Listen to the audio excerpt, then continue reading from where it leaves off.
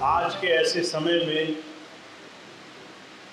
जब आपके चारों तरफ बहुत सारी परेशानियां हों, असुविधाएं हों, तरह तरह के संकट हों, उन सब को भी नज़रअंदाज करके जब आपका मन, आपका ध्यान गुरु की प्रीति में लगा हो, आप उसकी याद के क्षणों को अपने जीवन में धारण करने के लिए आएं, तो बहुत शुभ घड़ी होती है। और आपको ये शुभ घड़ी मुबारक हो। आप सब लोग बहुत सारे कष्टों में, परेशानियों में, असुविधाओं में सिर्फ अपने हृदय में गुरु से जुड़ने का भाव, उनकी याद लेकर के दौड़े दौड़े चले आए। संसार में ऐसी प्रीति, ऐसी लगन हर किसी को नहीं मिलती। भगवान श्री कृष्ण ने बड़े साफ लफ्जों में इस बात को कहा है, जिसका ऐसा भाव है, ऐसी प्रीति है, वो मुझे सबसे प्रिय है। भाव का भूखा हूँ मैं, भाव ही एक सार है, भाव से मुझको भजे तो उसका बेड़ा पार है। ऐसी लगन आपको मिली है, ये उस प्रभु की बहुत कृपा है। कभी इस बात को कम मत मानना। बहुत से लोग जब संसार में कष्ट आते हैं तो अपने आप को बड़ा अभागा मानते हैं। हम कष्ट में हैं, हम दुखी हैं, परेशान हैं, हमारी कोई रक्षा करने वाला नहीं है। मनोभाव में, संकट में कई बार इंसान टूटने लग जाता है। पर आप कभी इस बात से दुखी मत होना। जिसके हृदय में ऐसी गुरु की प्रीति हो, वो कभी अकेला नहीं हो सकता। उसके जीवन में हमेशा गुरु कृपा, गुरु की दया महर से जीवन के रास्ते, लक्ष्य की तरफ बढ़ने का एक मनोभाव हमेशा उसके जीवन में बना रहता है। हमें आज ऐसा सुंदर अवसर मिला है गुरु धारा से जुड़ने का, और मैं हमेशा एक ही विनती करता हूं, आप सबको जब भी ऐसा अवसर मिले, हमेशा शिष्य बनना। कभी अपने आप को किसी ओहदे, किसी पद, किसी जगह पहुंचा हुआ मत मानना। जो शिष्य है, जिसके हाथ गुरु दरबार में हमेशा उससे मांग करेंगे, जो पात्र बनेगा, जिसकी नज़र हमेशा उससे, उसके प्रेम को पाने की रहेगी, वो हमेशा कुछ न कुछ लेकर जाएगा। वो कभी खाली हाथ नहीं जाएगा। और अगर हमारा ऐसा भाव, ऐसी प्रीति, ऐसा जुड़ाव है, तो जो कहा करते थे आपके जीवन में आप सबसे बड़े भाग्य के, सबसे ज्यादा भाग्यशाली हैं। गुरु अर्जुन देव जी महाराज ने सिर्फ इसी एक बात को बहुत जोर दे करके कहा है, गुरु आपके लिए क्या होना चाहिए। आप गुरु को किस दृष्टि से देखो, कैसे प्रेम करो, उसे क्या मानो, उसे किस तरीके से अपने जीवन में धारण करो। गुरु महाराज कहते हैं, तू मेरा पिता, तू है मेरा माता, तू मेरा बंधक, तू मेरा भ्राता। गुरु कौन है? कहते तू मेरा पिता है। पिता की तरह तू मेरा हर वक्त, हर पल, हर क्षण रक्षा करने वाला है। हमारे घर में हमारे पिता होते हैं, उनकी छत्र छाया में हम अपने आप को सुरक्षित महसूस करते हैं। हमें नहीं सोचना पड़ता कि हमारे जीवन में क्या होगा, क्या नहीं होगा। फिर कहते हैं तुम माता की तरह हो। माता जैसे हर एक कष्ट में आगे हो जाती है, अपने बच्चे को कुछ होने नहीं देती, उसके ऊपर छत्र छाया रखती है, उसकी बुराइयों को भी भुला देती है, उसकी कई बार उद्दंडता, बड़े से बड़े गलत काम को भी आंख मूंद करके नजरअंदाज कर देती है, और फिर भी उससे प्यार करती है। कहते तुम मेरे माता हो, तुम मेरे पिता हो, गुरु अर्जुन देव जी महाराज कह रहे। फिर कहते तू मेरा बंधव, तू मेरा भ्राता, तुम मेरे भाई हो, सखा हो, तू मेरा राखा सबने थाई, तो भव केड़ा काढ़ा जियो। तुम मेरे भाई हो, तुम मेरे सखा हो, तुम मेरे रक्षक हो, तुम सब कुछ हो मेरे। फिर कहते हैं अगर तुम सब कुछ हो फिर भी मुझे डर सता रहा है, फिर भी मैं चिंता में हूं, फिर भी मैं परेशान हूं, फिर भी मुझे संसार की चीजें डरा रही है, तो फिर दो चीजें हैं, या तो मैंने तुम्हें ये सब माना नहीं, और अगर माना तो फिर मैं उस प्रभु धारा से अभी जुड़ा नहीं। तो जो कहा करते थे गुरु से हमारा नाता जो इन तमाम चीजों से है, वो हमारा सब कुछ है, हर पल, हर घड़ी, हर क्षण हमारी संभाल करने वाला है। उसके बाद अगर गुरु प्रेमी को ये तमाम दुनिया के दुख सताते हैं तो उसे अपने उस प्रभु से, रक्षक से, माता पिता से अपना संबंध फिर से स्थापित करना चाहिए। दोबारा से गुरु से जुड़ो, और इस बार ऐसे जुड़ो कि तुम्हारे जीवन में विश्वास बहुत पक्का हो, तुम्हें इस बात का भय ना हो कि तुम्हें संसार की कोई बात सता सकती है। ये बात मैं क्यों कहता हूं? कई बार जब हम ऐसी बातें सुनते हैं तो हमें लगता है ये बातें हमारे लिए नहीं है, हम तो बहुत ज्यादा विश्वास में हैं, हमारा भाव बहुत लगा है।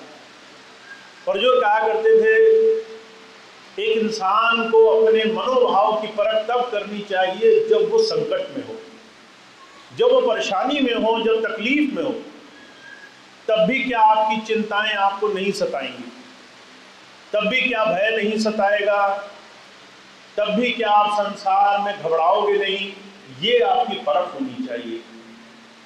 जब मैं बहुत से भाई बहनों को देखता हूं तो वो कई बार संसार की बहुत सारी चीजों से घबरा जाते हैं, इस बात से कि शरीर स्वस्थ नहीं है, शरीर में रोग लग गए हैं, इस बात से कि हमारा जीवन गुजर गया, हमारे बाल बच्चे नाती पोते उनका जीवन अभी सदा नहीं, उनका जीवन अभी बना नहीं, तो हम उसको अपनी जिम्मेदारी मानते हैं कि हम अपने जाते जाते अपने नाती पोतों का भी जीवन सुधार जाए। इस बात की चिंता सताती है कि हमारा घर परिवार नहीं बना है, हमने जमीन नहीं खरीदी है, हमने अभी कारोबार नहीं बनाया है, बैंक में पैसा नहीं इकट्ठा हुआ है। ये सारी चिंताएं आपके मन को हर पल हर घड़ी संसार की तरफ लेकर भाग रही हैं। और जो कहा करते थे इसके सिर्फ दुष्परिणाम है। जितना आपका मन दुनिया में दुखी होगा उतना ज्यादा आप संसार में बेचैन रहोगे, शांति नहीं रहेगी, अस्थिरता रहेगी, घबराओगे। कोई छोटा सा बच्चा भी आपको कोई डरा कर चला जाएगा। अभी थोड़ी देर पहले एक भाई आए, वो कहने लगे कई बार मेरे सामने से जब कोई निकल जाता है, कई बार हम कहते हैं ना बिल्ली रास्ता काट गई, कोई ऐसी चीज हो गई, तो मन में संशय हो जाता है कि मेरा काम बिगड़ जाएंगे। ऐसी चीजें जब हमारे मन को, छोटी छोटी चीजें जब हमारे मन को भयभीत कर देती हैं, तो गुरु अर्जुन देव जी महाराज कह रहे फिर हमने गुरु को वो माना नहीं जो हमें मानना चाहिए। जब वो हमारा रक्षक है, जब वो हमारी संभाल करने वाला है, तब भी करने वाला है जब हम स्वयं नहीं संसार की चीजों को देख पाते हैं, जब हमें खुद संसार के संकट नहीं दिखाई देते, वो तब भी हमारी हर एक चीज में, हमारे हर एक काम में मदद रखता है। तो हमारा भय हमारे हृदय से निकलना चाहिए। यही हमारी सबसे पहली कुंजी है। हमें अपने भय से अपने आप को निर्भयता की तरफ ले जाना है। हमारे ऊपर उस प्रभु प्रीतम का हाथ है। संतों महापुरुषों ने इस बात को बार बार बहुत जोर देकर के कहा है कि हमारे जीवन में उस प्रभु की, उस परमात्मा की ये दया है कि वो गुरु रूप में हमें हर पल हर घड़ी अपनी संभाल में रखना चाहता है। और गुरु की ये बड़ी भारी देन है कि वो हमें संसार में बहुत सारी चीज़ों से बचा करके, निर्भय करके जीवन में आगे की तरफ ले जाना चाहता है। मुझे कई बार स्वामी जी की बताई एक घटना याद है। कई बार स्वामी जी घटना सुनाया करते थे। एक बार बहुत सारी भीड़ों में एक शेर का बच्चा मिल गया। अब ये बात जब मैं सुना रहा हूं तो आपके चेहरे पर मुस्कान आ रही है। आप सोचते हैं घटना तो हमने सुनी है, पता नहीं कितनी मानी है कितनी नहीं मानी, पर ये बात आप समझ लें, इस घटना के अनुरूप स्वामी जी ने हजारों बार हमें बात कहने की कोशिश की है। तुम शेर के बच्चे हो, तुम ऐसे महापुरुष के साथ जुड़े हो जो अपनी अभी असलियत, अपनी सुध-बुध, अपनी हस्ती भूल करके बैठा हुआ है, भेड़ों के साथ गुम है, मिमिया रहा है, और इन तमाम चीज़ों के साथ दुनिया की वो बोली बोल रहा है जो तुम्हारी असली बोली नहीं है। तुम्हारी असली बोली वो दहाड़ है जिससे दुनिया के सारे संकट पीछे हट जाते हैं। पर अभी तुम्हें अपना वो भ्रम हटाना है जिससे तुम्हारा ये भय जाए, जिससे तुम्हें ये नजर आए कि तुम किसके संतान हो, किससे जुड़े हो, कौन तुम्हारा परम पिता है, किसकी धारा से तुम जुड़े हुए हो। तो स्वामी जी कई बार इसी बात को कहते हैं, कहते निर्भय बनो, संसार में भय नहीं होना चाहिए।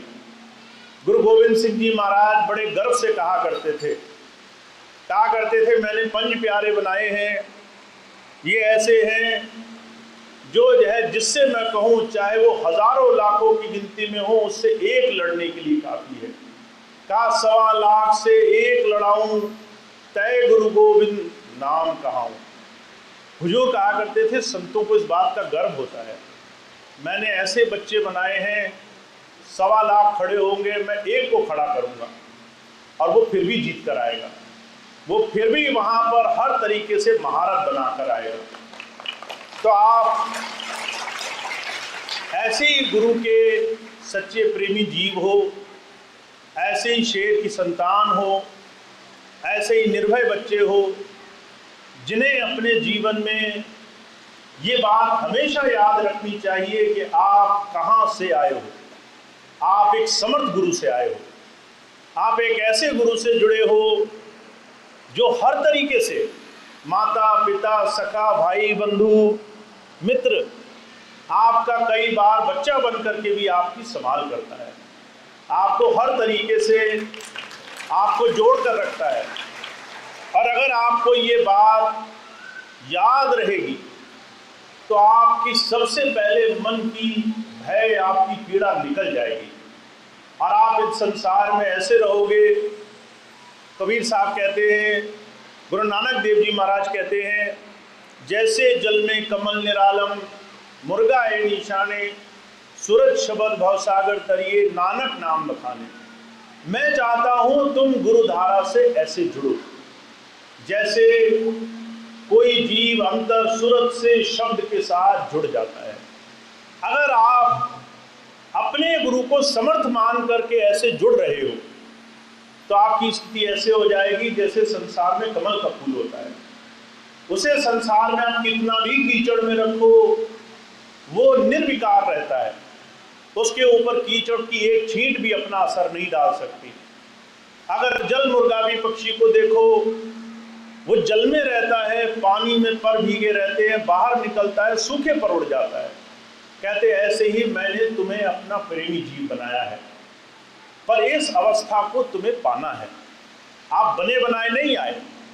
हुजूर कहा करते थे आपको अभी ये दात मिली है पर आपको अभी इसको साधना है।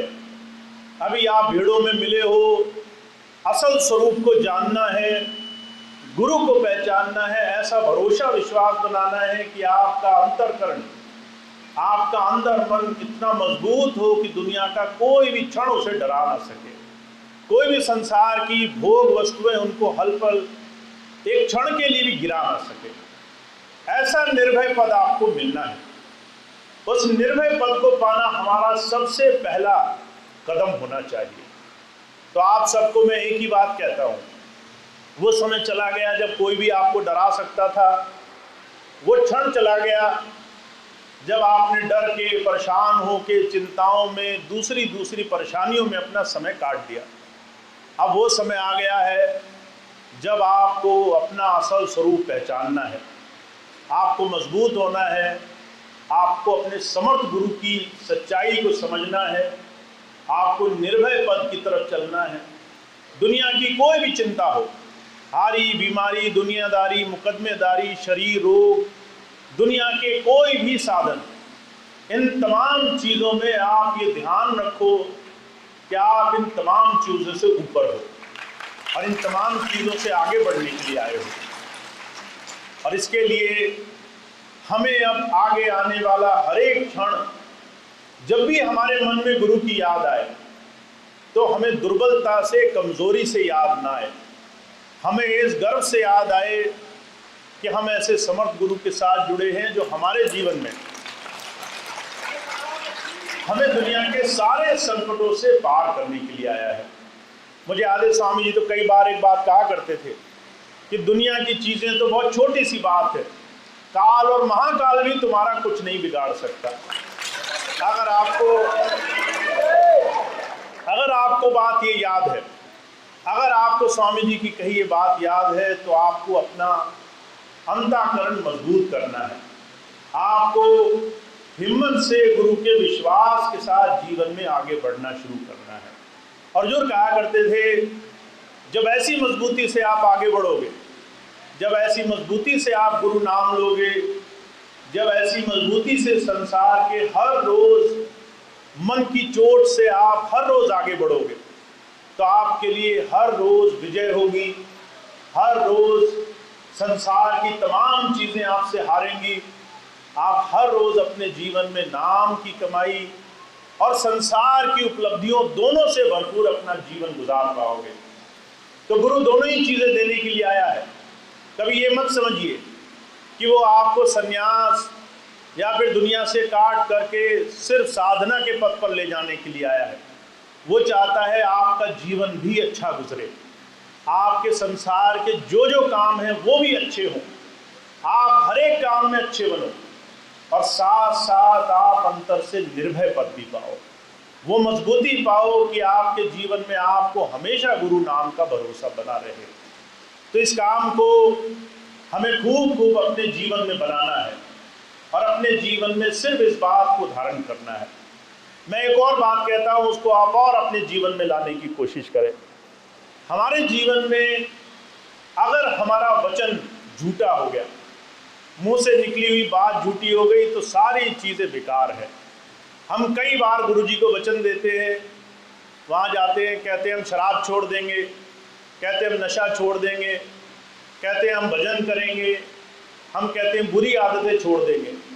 हम बहुत सी बात, बहुत से वचन, बहुत से संकल्प लेकर के आते हैं, पर जब तक हम अपने वचन को पूरा नहीं करते तब तक हमारी बात में कोई गरिमा नहीं रहती, तब तक हमारी बात की कोई बात नहीं बनती।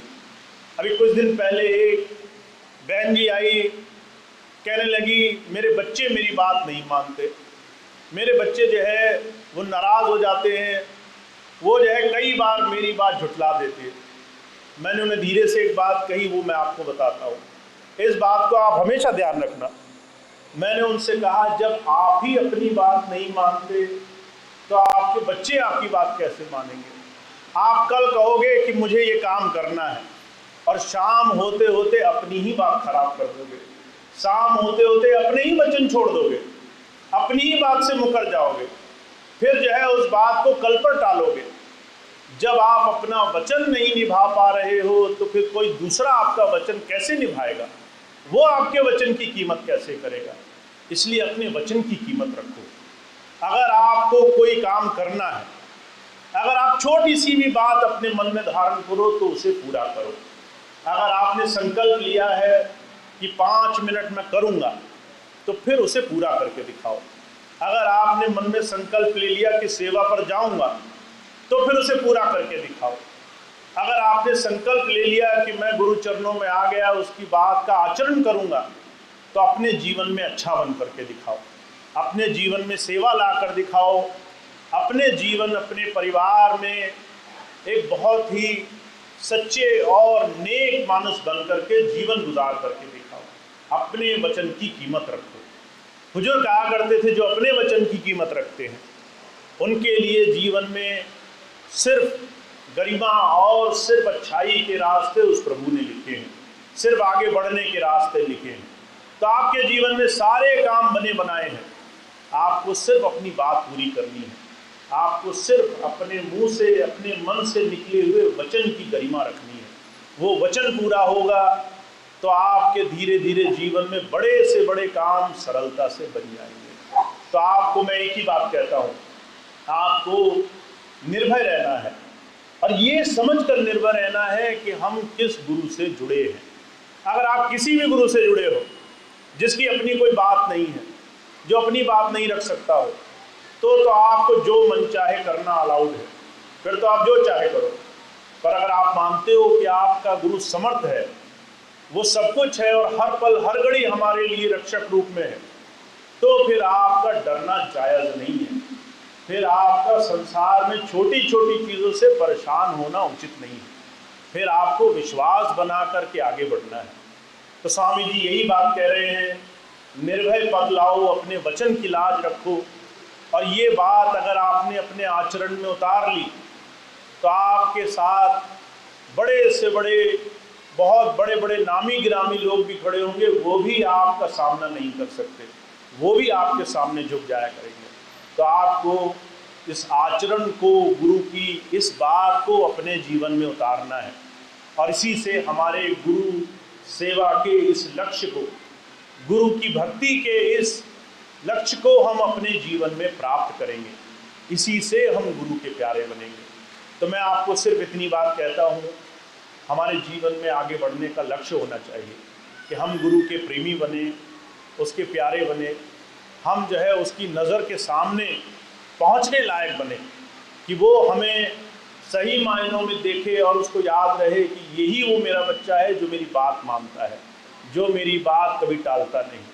तो ऐसा बनने के लिए अगर थोड़ा आराम त्यागना पड़े, थोड़ा जल्दी उठना पड़े, थोड़ा सा अपनी बात को निभाने के लिए मेहनत करनी पड़े, अगर थोड़ा सा मन मारना पड़े, तो वो सारी चीज़ें उचित हैं और उसको किया जाना हमारे जीवन का धर्म होना चाहिए।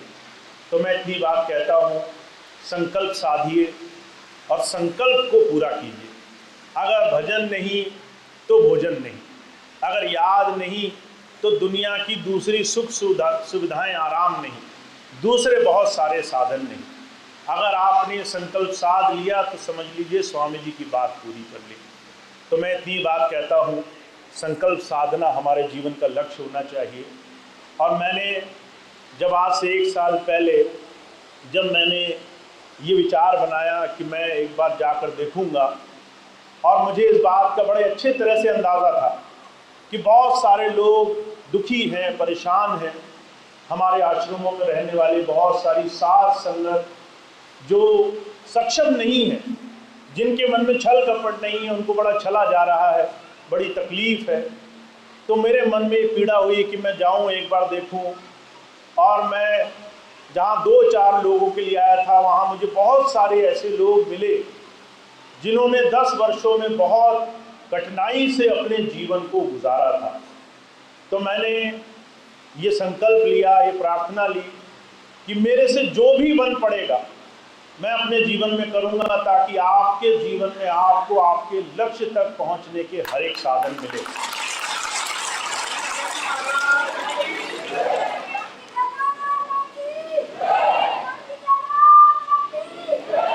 पर इस बात को मैं थोड़ा सा इस तरीके से भी कहना चाहता हूँ, जब मैंने ये लक्ष्य मन में साधा है तो इसका मतलब ये नहीं है कि सारे रास्ते आरामदायक होंगे। इसका मतलब ये भी नहीं है कि खूब प्रेम प्यार से काम चलेगा। मेरा प्रेम आपके लिए बहुत है, पर साथ साथ मेरे मन में सही रास्ते पर चलने का एक दृढ़ संकल्प भी है। इसका मतलब ये है कि सिर्फ आराम तलबी से ना मेरा काम चलेगा ना आपका काम चलेगा। अगर आप सोच रहे हैं कि भैया जी आ गए, कौन सा देख पा रहे हैं, अब तो महीने में एक ही बार आते हैं, कभी कभी तो 1 महीने में भी नहीं आते, 2 महीने में आते हैं। हम चाहे जैसा मन चाहे वैसा जीवन जिए, वहाँ जाकर के हम खूब बड़ाई कर देंगे, भैया जी को पता नहीं चलेगा। तो आप ये बात मन से बिल्कुल निकाल दीजिए। अगर आप ये सोचते हो कि आप भजन सिमरन नहीं करेंगे और सामने आकर बोलेंगे कि हमने 1 घंटा किया, 2 घंटा किया, तो आपकी ये बात छुपेगी नहीं। अगर आप करेंगे तो वो चीज़ नज़र आएगी, अगर आप सेवा में लगेंगे तो वो बात नज़र आएगी, अगर आप संकल्प लेंगे तो आपकी आंखों में वो दृढ़ विश्वास नज़र आएगा, आप इसे छुपा नहीं पाएंगे। तो आप इस बात को मन में बहुत प्रेम भाव से साध लीजिए कि मैं आपके साथ हूँ, और आपको इस रास्ते पर चलाने के लिए जितना मैं संकल्पवान हूँ, उतना ही संकल्प आपका भी लेना बहुत ज़रूरी है। तो संकल्प लीजिए कि हम गुरु के इस मिशन में तन मन धन से समर्पित होकर के जीवन में आगे की दिशा में बढ़ेंगे। तो इतनी बात आपको संकल्प लेनी है।